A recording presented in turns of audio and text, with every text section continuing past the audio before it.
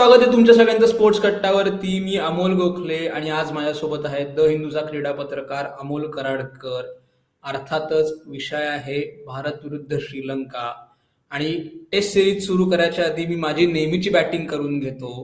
तुम्हाला स्पोर्ट्स कट्टावरती आमच्याबरोबर गप्पा मारायला यायचं असेल ना, तर तुम्ही आमच्या युट्यूब चॅनलवरती जा. तिथे जॉईन हा ऑप्शन असेल, तो ऑप्शन तुम्ही सिलेक्ट करा, जेणेकरून तुम्हाला तिथे 2 मेंबरशिपचे ऑप्शन दिसतील. त्यातला कट्टर कट्टेकरी पर्याय निवडा आणि तुम्ही आमच्या युट्यूब चॅनलचे मेंबर झालात की तुम्हाला आमच्याबरोबर गप्पा मारता येईल. आम्ही जो मेंबर्स एक्सक्लुझिव्ह कंटेंट करतो तोही तुम्हाला बघता येईल. हे एक झालं. दुसरं म्हणजे तुम्हाला स्पोर्ट्स कट्टावरती अजून काय कंटेंट बघता येईल तेही तुम्ही आम्हाला सांगा. माझी बॅटिंग झालेली आहे, आता चालू करूयात. सुरुवात आहे, मुद्दा आहे भारत विरुद्ध श्रीलंका टेस्ट. 4 मुद्दे घेऊन आलोय. पटापट आम्ही क्विक एपिसोड करणार आहोत. काय काय मुद्दे आहेत? भारताची फलंदाजी श्रीलंकेच्या फिरकीसमोर तग धरणार का? त्याच्यानंतर सिलेक्शन मध्ये ध्रुव जुरेलला घ्यायचं का सरफराज खानला घ्यायचं? तिसरा मुद्दा, मानव सुतारला घ्यायचं का सारांश जैनला संधी मिळणार? आणि सगळ्यात महत्वाचं की बाबा या सगळ्याचा वर्ल्ड टेस्ट चॅम्पियनशिप वरती काय फायदा होणार आहे? तर इतिहास बघा, भारत 2017 मध्ये शेवटची टेस्ट सिरीज खेळला होता श्रीलंकेमध्ये. त्या टेस्ट सिरीज मध्ये सगळे दादा खेळाडू होते. विराट कोहली होता, रोहित शर्मा होता, अजिंक्य रहाणे होता. ती मालिका भारताने 3-0 जिंकली होती. त्यानंतर 2008 नंतर म्हणजे 18 वर्षापूर्वी भारत शेवटची श्रीलंकेविरुद्ध मालिका हारला होता. त्याच्यानंतर मालिका हारलेला नाहीये. पण आत्ता ज्यावेळी भारत या मालिकेमध्ये येतोय ना, त्यावेळी अफगाणिस्तान विरुद्ध जरी शेवटचा मालिका विजय आला असला ना, तरी 2 मोठे मानहानिकारक विजय घेऊन आलेला आहे.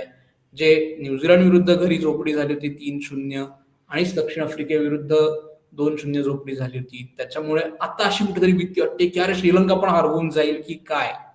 तर अमोल, स्वागत आहे तुझं. काय तुझ्या अपेक्षा आहेत या दौऱ्याकडनं आणि या सगळ्याकडे WTCच्या दृष्टिकोनातून आपण कसं बघायचं? धन्यवाद मोंटी. तू म्हणलास तसं की म्हणजे आता प्रश्न पडतोय की नक्की या मालिकेत फेवरेट कोण. जसं आपण बघितलं, भारत 2008 नंतर श्रीलंकेविरुद्ध मालिका हारला नाहीये. पण 18 वर्षाचं जे जे जे लॉंग स्टँडिंग रेकॉर्ड्स आहेत कसोटी सामन्यातली, ती गेल्या 2 वर्षात पुसली जात चालली आहेत.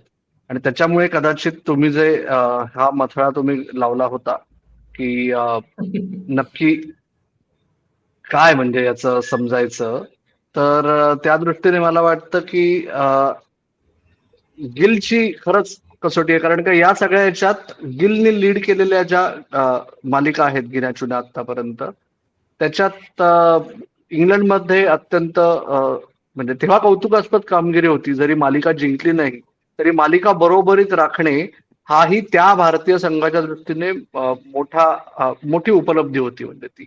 सो त्या दृष्टीने गिलची कसोटी आहे. गंभीरची शेवटची संधी हे आपण अजून पुढचं वर्षभर बोलत राहू असं मला आता तरी वाटतंय. पण कसोटीच्या दृष्टीने काहीतरी ठोस पावलं खरंच उचलली जात आहेत का, आपण हे विसरता कामा नये की गेल्या 4 महिन्यात म्हणजे ते दक्षिण आफ्रिकेच्या याच्यानंतर IPLच्या आधी शेवटची जेव्हा बायलॅटरल सिरीज झाली तेव्हा कर्णधार शुभमन गिलने सांगितलं होतं की कसोटी मालिकांसाठी वेगळ्या प्रकारची तयारी करायची गरज आहे. त्या दृष्टीने आता गेले 3 आठवडे विशेष क्रिकेट नव्हतं, त्याच्यामुळे सर्व कसोटीवीर भारताचे हे आपापल्या घरी आधी आणि नंतर श्रीलंकेत. आता हा विचार कर, शेवटचं कधी झालं असेल की सबकॉन्टिनेंट मध्ये 10 दिवस आधी मिळतायत, त्या देशात जाऊन तयारी करतायत. ही अत्यंत कौतुकास्पद गोष्ट आहे. म्हणजे ते सिरियसली घेतलंय. फक्त म्हणजे आता परीक्षा सगळी व्यवस्थित झाली, म्हणजे तयारी सगळी व्यवस्थित झालीये. प्रिलिमच्या फॉर्म मध्ये तो 3 दिवसांचा सामना आणि त्या 3 दिवसांनंतर भारतीय संघाने खूप चांगली गोष्ट केली. तो 4 दिवसाचा सामना भारतीय संघाने 3 दिवसाचा करून घेतला. पण ते ग्राउंड जे होतं NCC नॅशनल कोर्ट्स क्लबचं, सॉरी नॉन डिस्क्रिप्ट क्रिकेट क्लबचं, ओके, तिथे पुढचे 2 दिवस बुक करून तिथे सेंटर पिचवर प्रॅक्टिस केली. म्हणजे 3 दिवस खेळपट्टी जी वापरली होती ती 4थ्या आणि 5व्या दिवशी तशीच वापरता आली. आता हा फरक आहे भारत जेव्हा यजमान असतो आणि भारत जेव्हा गेस्ट म्हणून जातो. कारण काय, आपल्याला गेल्या 2 वर्षात खूप वादळी अनुभव दिसलेत की ऑस्ट्रेलिया विरुद्ध नागपूरमध्ये झालं असं की 3ऱ्या दिवशी कसोटी संपली आणि लगेच पाणी मारलं पिचवर. त्यात ऑस्ट्रेलियाचे प्लेयर्स म्हणत होते अहो आम्हाला प्रॅक्टिस करू दे. त्यांना म्हणलं प्रॅक्टिस एरियात जाऊन प्रॅक्टिस करायची.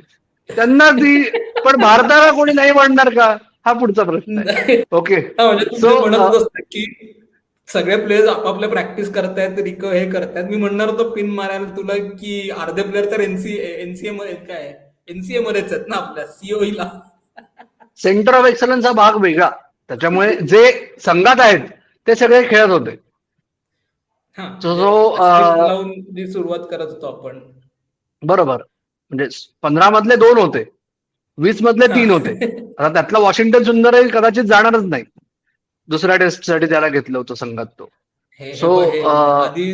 आधी डिस्कशनच्या आधी म्हणायचं 4 मुद्देमान आणि मग पिन मारायची. एकदा तू मारलास ना फाटा, मग काय करणार मी. तर coming back to the point, आता असं आहे की खरंच या मालिकेचं महत्व काय आहे तर गिलसाठी त्याचं प्रभुत्व सिद्ध करण्याची संधी, गंभीरसाठी तो खरंच कसोटी क्रिकेटमध्ये भारताचा प्रशिक्षक म्हणून स्वतःची छाप पाडू शकतो का इंग्लंड हा अपवाद होता. ओके, आणि तिसरा महत्वाचा मुद्दा, वर्ल्ड टेस्ट चॅम्पियनशिप माझ्या डोक्यातच नाहीये, त्याकडे येऊ आपण. पण तिसरा महत्वाचा मुद्दा माझ्या दृष्टीने की ही जी T20वर वाढलेली पिढी आहे आता, म्हणजे या संघात बघ तू KL राहुल जोडला ना, KL राहुलचा सन्माननीय अपवाद वगळता बाकी कोणाचीही सिनियर क्रिकेटमधली कारकीर्द किंवा अंडर 19 पर्यंत त्यांच्याकडे प्री T20 इरा मधलं कोणी नाहीये याच्यात. सो त्या दृष्टीने ही T20ची जी पिढी आहे ते खरंच भारतीय क्रिकेटपटूंना कसोटी क्रिकेट जे ते बोलतात की आम्हाला खूप महत्व आहे वगैरे, खरं काय आहे याच्यावर जे प्रश्नचिन्ह आहे ना, ते प्रश्नचिन्ह पुसलं जाणार आणि उद्गारवाचक चिन्ह येणार का पूर्णविराम येणार. भारतीय क्रिकेटपटूंना कसोटी क्रिकेटची पडली आहे किंवा कसोटी क्रिकेटची काहीच पडली नाही, याचं उत्तर आपल्याला कदाचित पुढच्या 15 आठवड्यात मिळेल असं मला वाटतं. हा, म्हणजे 2000 इंग्लंडमध्ये भारी कामगिरी केली की बाबा रोहित विराट नंतरची पहिली मालिका आहे. म्हणजे मी तो परत आपण जो अजिंक्य रहाणे नंतर रिटायर झाल्यानंतरचा जो एपिसोड केला होतास ना, तो मी प्लग करून घेतला. त्याच्यात तुझं हे सांगितलं होतंस की आख्यायिका की कसं सचिन तेंडुलकरनी रहाणेला सांगितलं होतं की बाबा आता माझी गादी तुला चालवायची आहे. तसं आता पुढच्या पिढीला कदाचित KL राहुललाही सांगायला लागणार असेल सिरियल म्हणून की बाबा ही गादी तुम्हाला चालवायची आहे. पण आणि सॉरी, आपण माझ्याकडून एक चूक झाली, रवींद्र जाडेजा हे नाव मी विसरलो. तीच रवींद्र जाडेजाची गंमत झाली आहे की त्याचं त्या भारतीय क्रिकेटच्या ग्लोरियस कसोटी पिढीतला शेवटचा शिलेदार हा खरं तर रवींद्र जाडेजा आहे, पण तो विसरला जातोय, सॉरी. पण ठीक आहे, म्हणजे तो आज म्हणजे त्याच्या बॉलिंग कदाचित आपल्याला त्याची एवढी इफेक्टिव्ह कदाचित राहिली नाही, त्याच्यामुळे कदाचित असेल, पण बॅटिंग त्याची हे. पण दुसरा जो मुद्दा आहे, मुख्य मुद्दा आहे, तुझं आता म्हटलास की कसोटी क्रिकेट वगैरे सगळं, पण WTC फायनल जे म्हटलंस नंतर येऊ त्याच्याकडे, तर पण खरंच शर्यतीत होत का? म्हणजे मला तरी वाटत नाही ही शर्यत वगैरे असेल बुवा. म्हणजे तुम्ही इमॅजिनरी शर्यतीत असाल, मॅथमॅटिकली तुम्ही शेवटच्या क्षणापर्यंत आहात, पण कागदावरती एक आणि मैदानावरती एक, हे फार वेगळी परिस्थिती आहे. बघ ना, 9 पैकी 7 टेस्ट मॅच जिंकायच्यात मिनिमम, कमीत कमी 7. हा, तेच म्हटलं, मिनिमम 9 पैकी 7 जिंकायच्यात मिनिमम. आणि मग बाकीचे रिझल्ट जे लागतील त्यावरून ठरवलं जाईल की तुम्हाला 9 पैकी 8 आहेत का. माझ्या दृष्टीने वर्ल्ड टेस्ट चॅम्पियनशिप हा मुद्दा फक्त आपणा फॅन्सना आहे. भारतीय कसोटी संघाच्या दृष्टीने आता आधी सबकॉन्टिनेंट मध्ये जी हेळसांड झालेली आहे, जी झोपडी झालेली आहे गेल्या 1.5 वर्षात, ज्याचे सगळे उल्लेख तू करून झालेस. म्हणजे सुरुवात न्यूझीलंड, आणि असंही नाहीये की वरिष्ठ खेळाडू नव्हते म्हणून पानिपत झालंय. न्यूझीलंड विरुद्ध सगळे वरिष्ठ खेळाडू होते. कोहली होता, रोहित होता, अश्विन होता, सगळे होते. ओके, नंतर त्यांच्या अनुपस्थितीत, म्हणजे ते रिटायर झाल्यानंतर पुढच्या पिढीने तेच केलं. त्याच्यामुळे मला असं वाटतं की या सगळ्या बॅकग्राऊंडवर आत्ता महत्व, मालिका जर बरोबरीत सोडवली तरी कौतुकास्पद असेल असं मला वाटतंय. त्याच्यामुळे वर्ल्ड टेस्ट चॅम्पियनशिपच्या शर्यतीत जर भारत राहिला तर तो भारतीय संघाच्या दृष्टीने बोनस असेल असं मला आता वाटतं. हा, म्हणजे आता खरं तर टीम मॅनेजमेंटच्या दृष्टीने आता डॅमेज लिमिटेशन हा एक ऑप्शन आहे, मुद्दा आहे. म्हणजे बाबा वर्ल्ड टेस्ट चॅम्पियनशिपचं होईल तेव्हा होईल, आपल्या हातात काहीच नाहीये, आपण डॅमेज लिमिटेशन करायचं, मग एक एक दिवस येईल तसा एक एक टेस्ट येईल तसं घेत राहायचं, हे आहे. पण पुढचा जो मुद्दा आहे म्हणजे यासाठी मॅच जिंकणं आवश्यक आहे.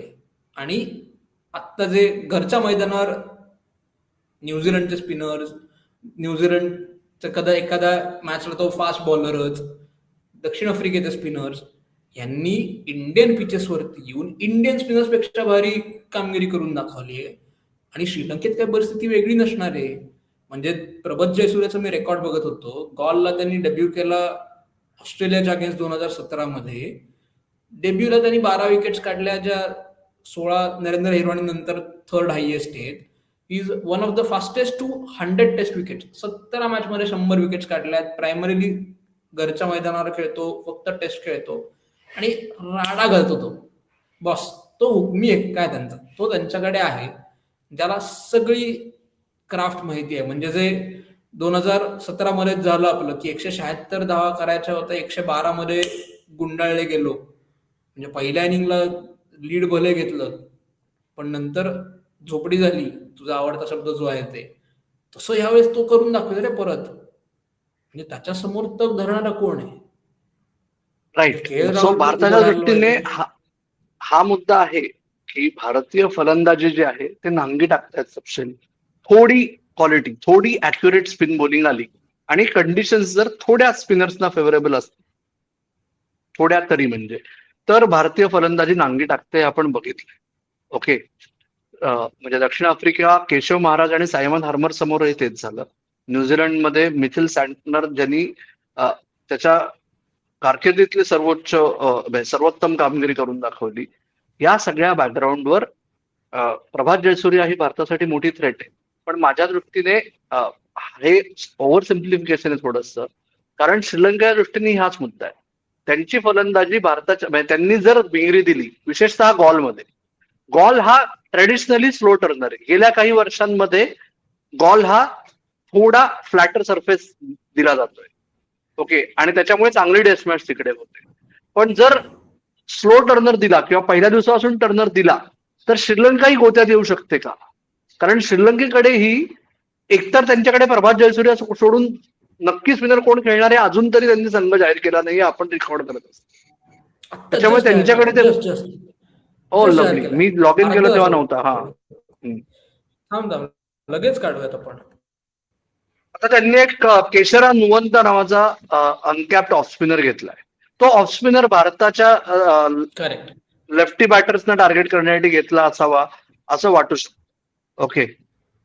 सो त्या दृष्टीने श्रीलंकेच्या दृष्टीने तो मुद्दा आहे. पण जे मी म्हणत होतो की आता त्यांचा संघ जाहीर झालाय, तर पथुम निसांका आणि कुसाल मेंडिस जे त्यांचे भरवशाचे फलंदाज आहेत टॉप 6 मधले, ते दोघे जण अनुपलब्ध आहेत. त्याच्यामुळे एक तरी नौखा किंवा डेब्युटांट येईल असं वाटतंय. असिता फर्नांडो खेळेल, पण परत तसंच की श्रीलंकेला एक खात्री नाही त्यांच्या फलंदाजाच्या बाबतीत. त्यामुळे फ्लॅट डेक देऊन सेफ खेळायचं का? कारण इंटेन्शनली टर्नर द्यायचा. नॅचरली टर्नर आहे गॉल. म्हणजे गॉलमध्ये फरक किती आहे माहितीये का? पहिल्या इनिंग्समध्ये ऍव्हरेज धावसंख्या 350 ते 400च्या मध्ये आहे, जी चौथ्या इनिंग्समध्ये 150 वर येते. एवढा फरक येतो गॉल. म्हणजे प्रत्येक पिचवर उतरती का लागते मोर ऑर लेस, पण हा जो फरक आहे ना तो खूप आहे. आणि त्या दृष्टीने जो मुद्दा हा तुम्ही मांडलाय ना तो रास्त का ठरतो? कारण भारताने पहिली बॅटिंग करो किंवा दुसरी बॅटिंग करो, पहिल्यांदा बॅटिंग करताना जर 400 रन्स केले तर तुमचं काम सुकर होणार आहे, रादर तरच तुमचं काम सुकर होणार आहे. आणि ते 350 ते 400 रन्स करणं हे जरी काय कागदावर एवढा स्ट्रॉंग वाटणारा संघ खरंच ते करू शकतो का, हे जे प्रश्नचिन्ह आहे ते त्यांना 2 आठवड्यात दोनदा करावं लागणार आहे बुवा. सुरुवात बॉलमधून.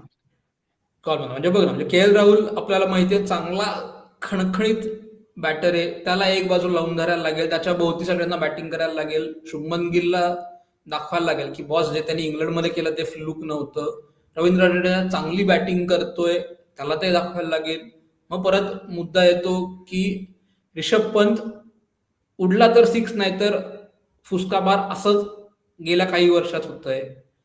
मग 6 नंबरचा जो मुद्दा आहे ना, की पुढचा मुद्दा जो येतो, की जर का श्रीलंकेने भिंगरी दिली किंवा त्यांनी म्हटलं, की चल होऊ देत, बघू काय करायचं, झालं तर दोन्ही बाजूंची वाट लागेल. तर मग ध्रुव जुरेलला घ्यायचं का सरफराज खानला घ्यायचं? म्हणजे ह्याच्यात मुद्दा असा आहे, की ध्रुव जुरेल वॉर्मअप मॅचेसमध्ये खेळलाय, पण आता शेवटची जी प्रॅक्टिस मॅच झाली त्याच्यात आईच्या आता काय करायचं असं झालं त्याचं. आणि सरफराज खान चांगला खेळतो स्पिन म्हणूनच त्याला घेतलंय. मग कोणाला घ्यायचं? माझ्या दृष्टीने जुळेल लॉजिकली. ओके, हम्म. अनलेस तुम्ही सरफराजला सांगितलंय की तुला या 2 मॅचेस मिळतील आणि जज केलं जाणार नाही, किंवा या 2 मॅचेस नंतरची हमी नाही, पण आता. पण त्या दृष्टीने मला असं वाटतं की ध्रुव जुरेल हा लॉंग टर्म इन्व्हेस्टमेंट आहे. ध्रुव जुरेल आणि रिषभ पंत हे विकेट किपर बॅटर समजले जातात, म्हणून त्या दोघांचंही बॅटिंगवरचा कॉन्फिडन्स आणि बॅटिंगवरची असलेली पकड ही विशेषतः चाहत्यांच्या दृष्टीने कमी लेखली जाते. आणि आपण वर्षानुवर्ष बघतोय, म्हणजे भारतीय क्रिकेटमध्ये सुद्धा आणि जागतिक क्रिकेटमध्ये सुद्धा 2 जण जे स्पेशलिस्ट बॅटर म्हणून एका संघात खेळू शकतात, ते किपर्स असले तरी पण ते खेळतातच. ओके, हे 1960च्या दशकापासून भारतीय क्रिकेटमध्ये होत आलेलं आहे. त्याच्यात काही नवखं नाहीये आणि त्यात काही वावगं नाहीये.